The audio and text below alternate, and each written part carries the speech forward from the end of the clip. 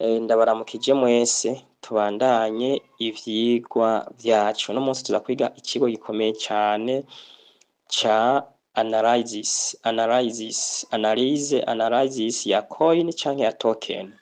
Iki ni ikigo gikomeye cane umuholder ategerezwa kuba yaratahuye akametiriza neza. N'umutrader wose ategerezwa kuba azi imbere yuko yinjira isoko. Turaza kubona intambwe ducako kugira ngo dukore analysis. Ava yuko tubandanya reka twibukanye ivyo twabonye, tugire rappel ivyo twabonye.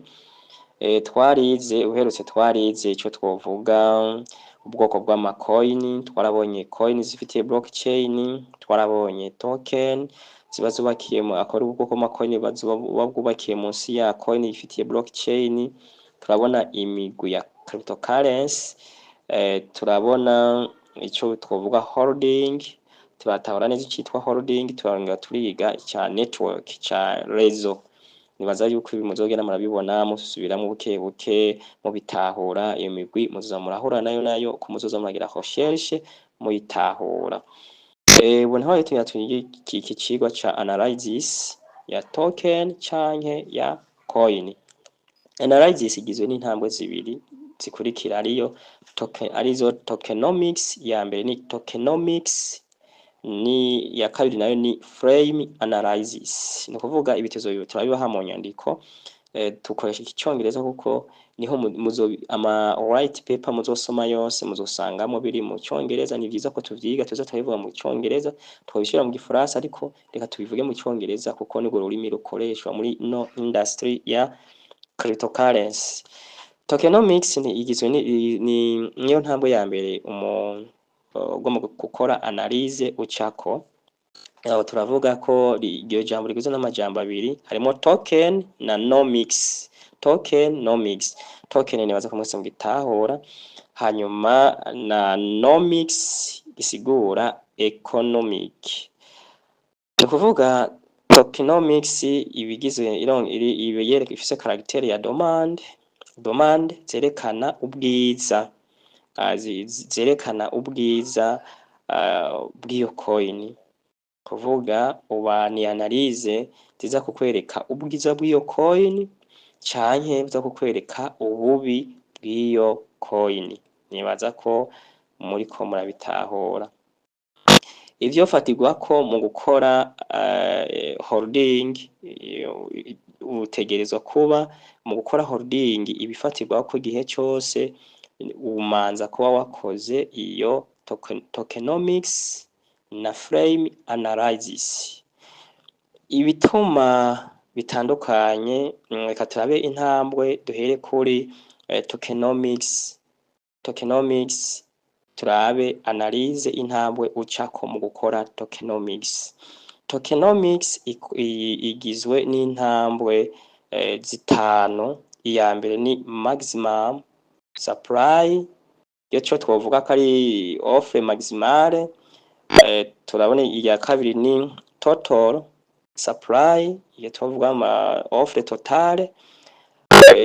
Ya gatatu ni circulating supply, ni kuvuga l'offre en circulation, na volume supply, ni kuvuga na volume ya volume ya offre na market cap. Ivyo rero tugiye kuraba muri tokenomics frame.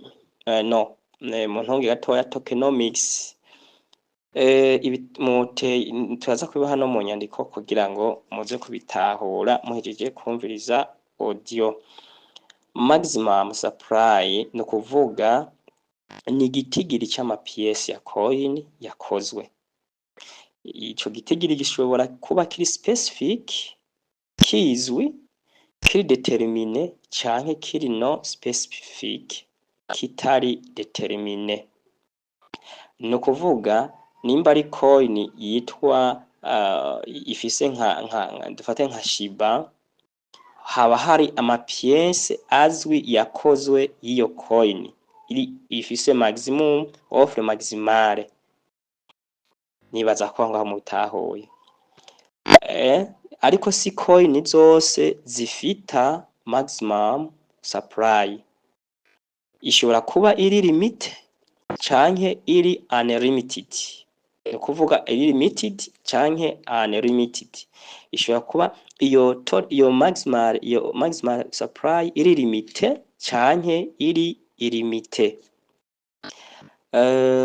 Reka tuvuge iri limite dutanga akarorero kugira mu bitahure. No kuvuga twiha nk'akarorero Bitcoin, turaza gusaba turakoresha Bitcoin kugira mu bitahure.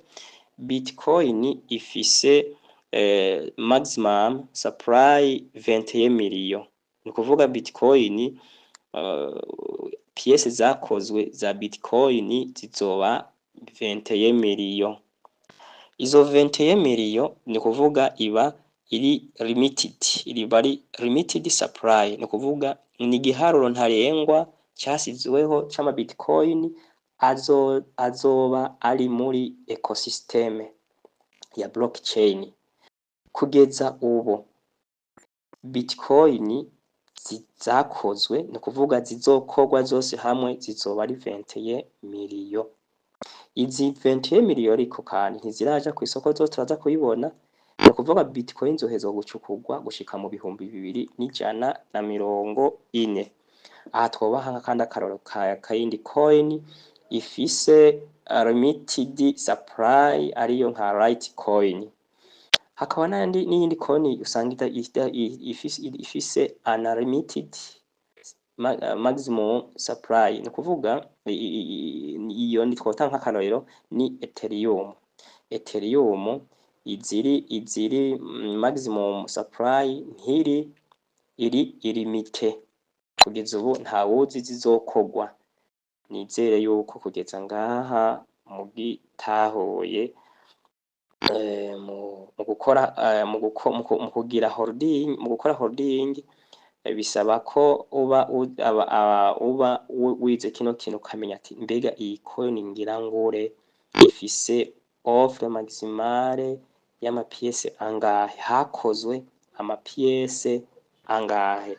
Nizere ko kuri maximum supply ubitahuye. Murakoze cyane. Okay, reka tubandanye ivyigwa, ariko reka tumere nk'ubabwira gatoya ku cerekeye analyse. Ngire commentaire gatoya. Twarabonye total supply. Igihe uri kuragira analyse yibandeko urabe total supply kwingana, hamumenye n'ikisigura. Total supply usanze ari 0, iyo ugasanga circulating ni 0, ugasanga volume ni supply ni 0, hama ugasanga market cap nayo nyene ni 0. Muri ico gihe ucuheba ubwo nyene iyo coin abari y'abasikama. Ikindi cyo kwitondera igihe ugiye kuduza coin muri Trust Wallet, haraho haza izisa meme no ma échangeur. Ushobora kugenda kurondera iyo coin bagubwiye hakubwira ntigenda ugure uduze pepe, ukaca ugenda ukandikamwo pepe, ukazubona bakuzaniye ama pepe menshi. Ni kuvuga n'abasikama baba barakoze ama token. Mugabo blockchain nayo hariho ukuntu iza kukwereka ayukuri, kuko nababwiye yuko muri blockchain abahaka batashobora guhakinga blockchain.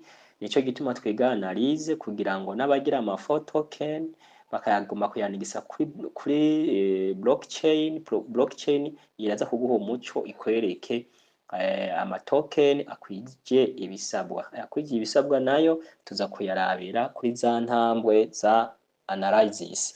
Nico gituma rero ugiye kuraba ugasanga bimeze nkuko nakubwiye, ucubona yuko ari token yagiye gusemberezwa n'abasikama. Mugabo blockchain nayo ntiyayakira ngo yerekane byose. Ikindi bashaka kwihenda ko ni logo. Ushobora kuduza nk'akarorero ukaduza nka pepe cyangwa ukaduza nka shiba, bakakuzanira amazina menshi y'izitwa shiba. Muri ico gihe rero bisaba yuko uba uzi logo yayo ukwisa, kuko ntizishobora kuza zifise logo zisa zose. Ukaraba logo yayo uko isa, kuko wihenze ukagura y'abasikama, uwuyiguze ntigurishwa, biba biheze. nizere ko mutahuye iyi petit voice ije igira commentaire y'ubumenyi bwerekeye analysis twari duhejeje twabahaye. Igisigaye no kuraba neza izo video ico zibereka mukabaza ibibazo, hanyuma hari n'iyindi video uca muri Chrome ndaza kuyibaha sinzi ko irabashikira, iraza kubashikira nawe nyene ikwereka ukuntu umuntu ashaka kugira analysis uciye muri Chrome. Murakoze cane. Okay, tubandanye n'ikigira kane arico volume supply. Volume supply ni igitigiri c'amatransaction y'iyo coin ya coin kanaka ziba zimaze gukorwa canke agaciro k'ayo matransaction aba amaze gukorwa. Ni ukuvuga rero kumenya izi transaction iki kidufasha kumenya urugero kanaka coin bayikenera canke bayikoresha. Coin ifise volume supply nini bisigura ko iyo coin iba ihurumbirwa cane. Ni ukuvuga nk'akarorero washobora kuvuga ugasanga volume supply iba mu masaha make, ugasanga muri 24 heures ni 20 millions, 2 millions, 3 millions, biba vyerekana yuko n'ukuntu igumya igurishwa, ni ukuvuga izo transaction zerekana ko la demande, la volatilité ihari, kandi urashobora kuraba volume kw'isaha, volume ku munsi, volume ku kwezi, ukamenya uko bigenda. Ni ukuvuga tuzokoresha video tubereke ibi vyose turababwira muri pratique ukuntu bikorwa. Tuheze ku ca gatanu kuri tokenomics, ni ikintu twita market cap. Market cap ni igiciro cose ca coin kanaka, igiciro cose ca coin kanaka, ico twita capitalisation boursière. Tuyikora gute comme formule? Uyikora gute? Ni ukuvuga dufata market cap egal supply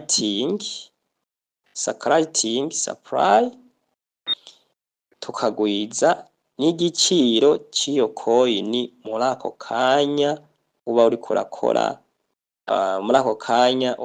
analyse iyo coin iba ifise, uca utora igitigiri c'ibeyi yose arico tuca tuvuga ko ari market cap. Ni ukuvuga ni market cap egal supply fois igiciro c'iyo coin muri ako kanya iba ifise uba uriko urakora analysis. Ni ukuvuga market cap ituma umenya ubunini bw'iyo coin n'ukuntu ihurumbirwa na benshi, imitahe irimwo. Nizere ngako muriko murabitahura. Ikindi twobandanya tubabwira, hari ubwoko butatu bwa market cap ushobora gutora. Hari large market cap, hakaba na mid market cap, hakaba na low canke small market cap.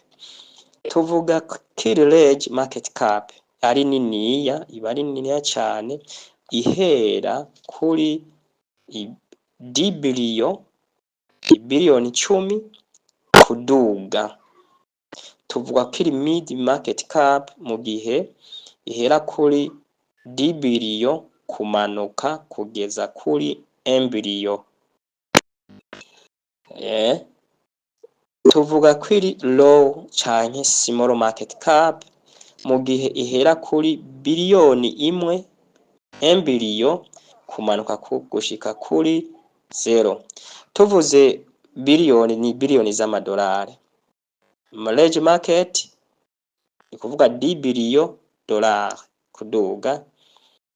Mid market ni 10 billion dollars kumanuka kugeza kuri 1 billion dollars. Hanyuma kuri low canke small market cap ni guhera kuri 1 billion dollars gushika kumanuka gushika kuri 0 billion $0. Nizere kugeza ngaha ko mubitahuye mubonye tuwize ico twovuga analysis ya coin. Igice ca mbere tubonye ko analysis ya coin igizwe n'ibice bibiri, ico bitwa tokenomics na frame analysis. Ubu duhejeje kwiga ico twovuga tokenomics, tubonye ko kigizwe n'intambuko n'imice itanu. Twabonye maximum supply, turabona total supply, turabona circulating supply, turabona volume supply, tubona nico twita market cap. Ibi bintu rero ni nkenerwa ko ubimenya. Kirazira kugura coin uholdinga ari uko uyibwiwe ku munwa utikoreye iyi analyse. Ikindi kirazira ko ugenda muri trading utabufise n'imiburiburi amacoin ashika kuri 5 wakoreye analyse ukabona volatilité, capitalisation uko zimeze. Nizere ko muriko muratahura, muraza kubaza ibibazo abataza gutahura cyangwa mufise ico mudatahuye murakoze. Okay, tubandanye tuvuga ku cerekeye stable coin. Twarabonye ko stable coin aba ari coin idashobora guhindagurika. Igiciro cayo akenshi ibingana $1. Barasaba hari amahera usabwa nko kugira ukayashira muri CBDC bank, ni kuvuga muri CBDC bank ugire udepozayo amafaranga aba azo dufate aba nk'ingwati y'ayo mapiece y'iyo coin wakoze. Nk'akarorero kugira prostabilize iyo valeur y'iyo coin iyo stable coin, hari amahera nka Banki Mondiale igusaba guholdingira muri banki, canke nk'akarorero ukoze nk'akarorero ukoze nka piece ugoze nka coin ya stable coin ifise ama piece nka 100 billion, ni nk'akarorero ntanze, bica bigusaba ko ushira fiat money, amahera ari palpable ziangana nizo piece ya za 100 billion, mu gihe ubaka zoba ingana $1, hama ukayaholdingira akaguma muri banki ntazokwigere avayo ngo yarotire. Muri ico gihe rero ikintu kica gisaba twotanga akarorero nka USDT, USDC, izo ziri backed kuri fiat money. Muri ico gihe rero iyo coin yawe, iyo coin ya stable coin ikigumana iyo valeur $1. Ikindi twovuga twabona ko ari stable coin ziba ziri backed by fiat money, izindi ziba ziri backed by cryptocurrency canke algorithm n'ibindi, nkuko tuza kubaha agafoto kaza kuvyerekana. Nizere yuko icerekeye stable coin nta birebire twivuga ko stable coin no kumenya yuko iyo stable coin ikoreshwa kenshi iyo ufise ya macoin ari volatile ushaka kuyashira muri coin, muri stable coin kugira ngo areke kuguma atagaciro. Nka ufise Shiba Inu acha guteka ndaziswapinge ndazigire ama USDT, canke ugafata coin ya stable coin nk'akarorero nka USDT kavuga uti reka ndaziswapinge ndazigire ama Shiba Inu, ndindire ko ya Shiba Inu mfise amakuru kuzoduga nunguke, gutyo ya Shiba Inu kaduga valeur, ukaba yama stable coin niko acaduza valeur wari ufise. Hama kavuga uti kwifuse ubusa bubiri canke ubusa bumwe Shiba Inu reka swapinge ntore inyungu imuka. Usanga wari ufise stable coin za $10 ucikuramwo nk'ijana canke 1,000. Mugabo rero no kuvuga akamaro ko gufata coin ukazishira mu stable coin nuko izo coin ari $1 rimwe aguma ari rimwe, ariko mu gihe uyasize muri ziri volatility, muri ico gihe izo coin urumva ziraduga canke zikamanuka. nizere ko muca mubironka. Nico gituma iyo tugomba kugira holding dufata stable coin tukayishira muri volatile unstable coin ziri volatile, tukagura nka BB Doge z'igihumbi z'idolari 50, tukarindira zishobora gutibuka ugasanga ejo zari 50, ejo haraza ugasanga zigeze muri 30, mugabo kubera ubuzi holding ikimaze ukarindira izo 50 ugasanga zageze ku majana 5, ukaca uvuga uti reka ndazishire muri stable coin kugira ngo zigume ziri amajana 5.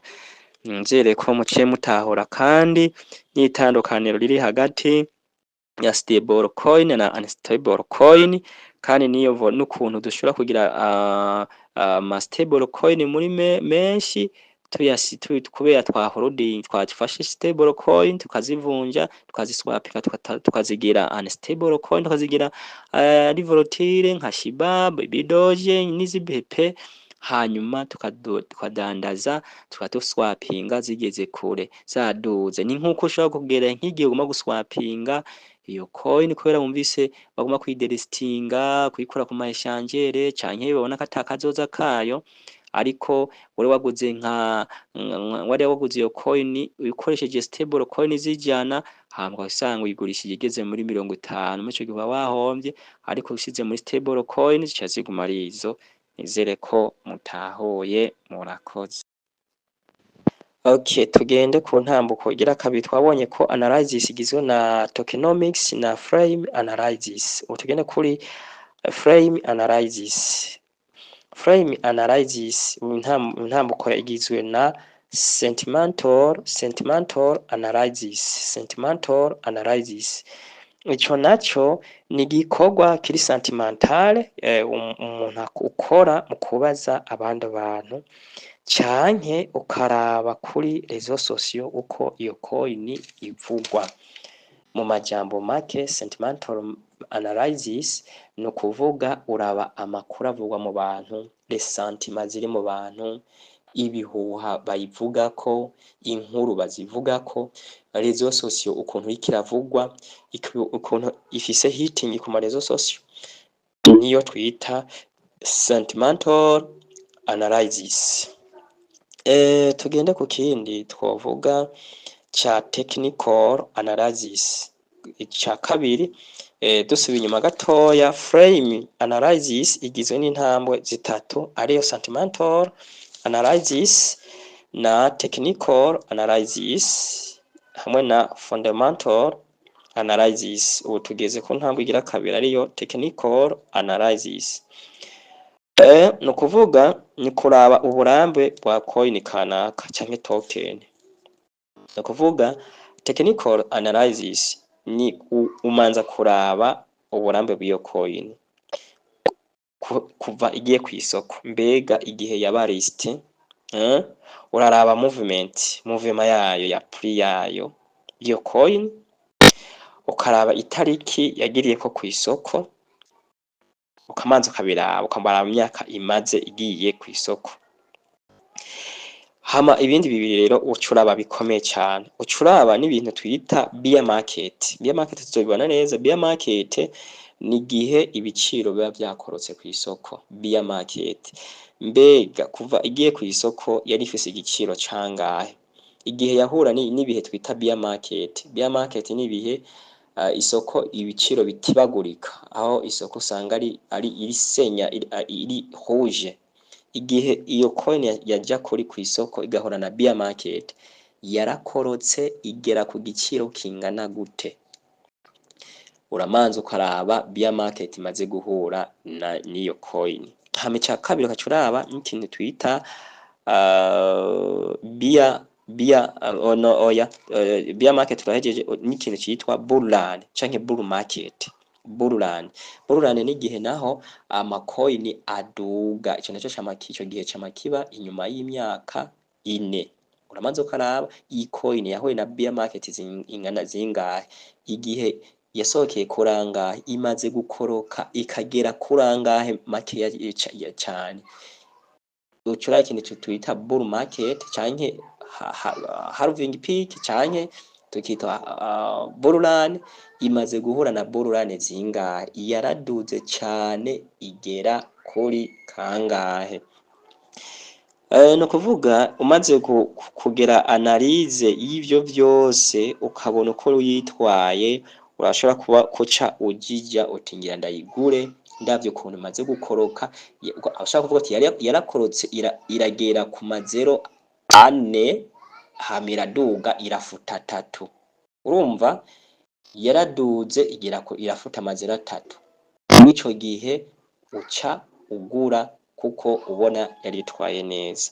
Ariko rero hariho n'ikindi gihe usanga itigeze yitwara neza, hakore kuva isohotse, nimba yasohokeye kuri 0,001 yagumye ngaho, yaraduze imaze guhura n'amabi ya market ashika 5, yaciye yiyongera ku wundi ubusa 5 iba 0,00001 mu kuduga icifuta ubusa bumwe. Urumva icije munsi ya vale yasohokeyeko, muri ico gihe uca ugomba ukayireka kuyigura ngo uyi holding. Reka turangirize kuri fundamental analysis. Fundamental analysis haniniya ikintu ca mbere cyo gukora nuko muri coin yose canke token yose ibifise ico twokwitwa white paper. White paper uraba ibigizwe inyandiko nyinshi cyane. Muri izo nyandiko nyinshi cyane ntihozisoma ngo zimare, uraba ibintu bikurikira bikuru bikurikira. Coin yose bifise white paper ikongera ikabifise ico twokwita website yayo ucako kugira ngo umenye amakuru yayo. Icambere uraraba fondateur w'iyo coin, ukamaze ukamenya amateka yiwe. Dufate nkuko nkarore dufate kuri Pi Network, fondateur ninde? Ni Nicolas Kokaris. Amateka yiwe ameze gute, bimeze gute, ainsi de suite. Niza ko ngaho muco mubimenye. Utamumenye ucurondera amakuru y'uwo fondateur, icari uramba afise muri ibintu vya blockchain n'ibindi. Ikindi ucuraba ikintu twita project behind. Project behind bivuze ko mumaze kucumva na twakivuze kenshi, ni projet ziba ziri inyuma y'iyo coin, zishigikiye, zashizemo mitahe. Nibaza ko muco mubitahura. Ikindi muca mukoresha ikintu twovuga team iri kumwe n'iyo coin. Iyo team igizwe n'abantu bande, nibihangange bihe. Nibaza muco mubitahura. No kuvuga muri white paper haba ari mu bintu vyinshi, ngaho wihutira kurondera fondateur, project behind na team iri nyuma y'iyo coin. Ikindi uraba ikintu twita usability nihe ikoreshwa hehe, yakozwe ngo izokoreshwe mu biki n'ibiki. Okay, nizere ko mutahoye kugeza ngaha icigwa cy'uno munsi. Murakoze cyane. Okay, tuvugane ku cerekeye ubona aho twiga icigwa cerekeye wallet. Ya desorted wallet, kuvuga wallet iba izi wallet twiga turiga ziba ziri digitale. Ubwa mbere hariho wallet iri decentralisé, akaba na échangeur iba iri centralisé. Okay, reka duhere kuri wallet. Ubwa mbere wallet nuko twabonye iba iri decentralisé. Tuvuze ko iba iri decentralisé no kuvuga ko iba iri connecté na blockchain. Tukaba twarabonye ko blockchain itigera ihakingwa, turanabona n'impamvu abahaka badashaka kuyihakinga. Nico gituma wallet nka Trust wallet iba yizewe 100% mu gihe amajambo yawe wayabitse neza, canke ntiwemerere ko kuyikonegita n'amalink y'abasikama. Muri ico gihe umutekano uri 100%. Tubandanije no kuvuga tugende kuri creation ya wallet nka Trust wallet. Ubwa mbere no ukotesheje application, hanyuma ukugurura baraguha amajambo 12 ukaca uyakopya ukayandika ahantu, kuko nta screenshot ntibakwemera kugira screenshot. Ucushikira ku yindi ntambwe igira kabiri, baza kuguha udukaze 4 bakaza kugusaba yuko ukompleta amajambo 4 murarya wabitse 12. No kuvuga baguhaye muri utwo dukaze kumwe baguhaye kamwe akakubwira akambere akakwandikira ko ari nimero 3, tugeno karaba ijambo rya nimero 3 ucurifyondako, ucugeno kariraba babari bayaguhaye menshi ukacufyondako. Agakaze ka kabiri nimba handitse ari seti, ucuraba ijambo rya seti ukarifyondako gutyo ukaca uba uhejeje gucreate wallet yawe. Ikindi kisabwa nuko igihe ikindi gisabwa nuko ucubika ayo majambo yawe ukayabika ha data. Ayo majambo yawe igihe usizemo ubutunzi ugize holding ukagira holding muri iyo wallet usizemo amahera usizemo amacoin, no kuvuga ayo coin yose yenena muri ayo majambo 12. Nico gituma ry'amajambo 12 kizira ko yereka umuntu kuyashira ku marezo sosio kuyaha umuntu, kuko uwo muntu yamuhaye aba afite uburenganzira bwo gutwara uburyo bwawe. Cyane ikindi kizira no kuzura connecta nkajya minaje twama dukora, ntiwigera ukonegita ko na wallet iri mu buryo. No kuvuga hama hariho wallet wahebeye amabruyo y'ama minaje uzuzura connecta ko n'iyindi wallet ijeje ububiko gusa ya holding canke kubika mu mahera yawe. Nizeye ko muri ko murabitahura. Twavuze yuko wallet iri decentralize, wallet iri decentralize kubera ko iri decentralize iri connecté par ihujwe na blockchain. Kandi twarabonye yuko blockchain idahakingwa. Kugeza ubu hari ubwoko bw'ama wallet bushika 20. Ubwo ntitwovuga bwisha, ariko ubukenewe cyane, ubwo dukoresha cyane tugakoresha zizewe cyane dukoresha cyane ni nk'iyitwa Trust Wallet z'ubwa mbere, hanyuma hagakurikira MetaMask. Keshi Trust Wallet dukunda kuyiholdingiramo kugira holding mu ma coin cyangwa ama token afise rezo ya PP20, no kuvuga BNB. Hanyuma MetaMask nayo tukunda kuyikoresha mu gihe dufise ama coin ari kuri rezo ya ERC20, no kuvuga iri munsi ya Ethereum. Hama tugende ku ma échangeur nayo twabonye kwiri iri centralize murantunga. No kuvuga rero échangeur no kuvuga keshi abahaka bama bazihakinze cyane bakiba uburyo bwawe. Ico gituma atari bidahanuwe kubika amafaranga yawe muri échangeur canke kugirira holding muri échangeur, kuko n'ubu nyene ushobora kumva bakubwiye ko échangeur kanaka abahaka bayivye amahera yose. Muri ayo mahera yose najya iwawe abarimo, kuko centralize ntiba iri connecté na blockchain, aba ari y'umuntu. No kuvuga sécurité ntiba iri totale, mu gihe wallet iba iri totale sécurité, kuko amahera ajya bufise ko canke coin aba ari contrôlé par na bene iyo échangeur, kuko bashobora no kwankira kugira retrait birakunda. Bashobora no kufata bakakura ko meme utuvirigire kurajya amahera ubufise muri échangeur. Kubw'ivyo nta échangeur nimwe idashobora kuba guhakingwa. N'imiburiburi nka échangeur bashobora gukoreramo holding wokorera muri Binance, ariko nayo nyene mu 2019 abahaka barinjiye barayihakinga.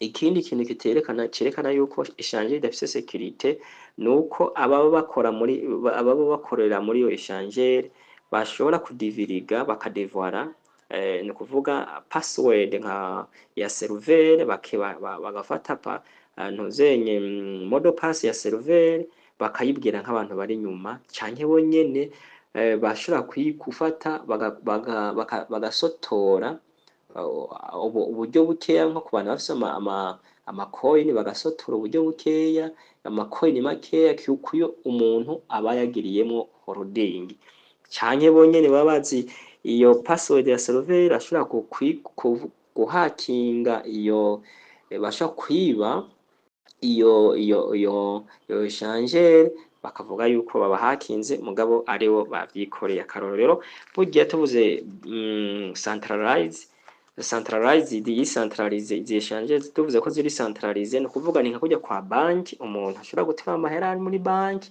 akayiba, no muri échangeur niko biba bimeze, n'abakorayo barashobora kwiba. Nico gituma ushobora gushirayo amacoin ugasanga yagabanutse kubera bakuyeko dukeya, canke ukagira retrait bakakwankira. Akarorero no mwaka w'ibihumbi 2025 mwarumvise yuko Bybit iheruka guhakingwa bakayiba hafi 1 miliyari y'ama Ethereum, 1 miliyari dollars y'ama Ethereum. Nibaza yuko mutahuye ubudasa buri hagati ya wallet decentralize na échangeur kuko zo ziri decentralize. Kugeza ubu ama échangeur agera ku 717, ama échangeur agera ku 717 mu gihe ama wallet ari 20.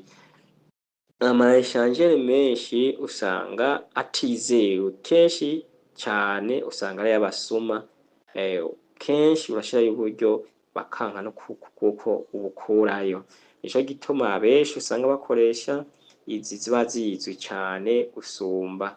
Nico gituma tuvuze ko hari ama échangeur 717 ushobora gutangara kuko utarazumva, uguma wumva zimwe zijya wumva izimeze nk'izizewe.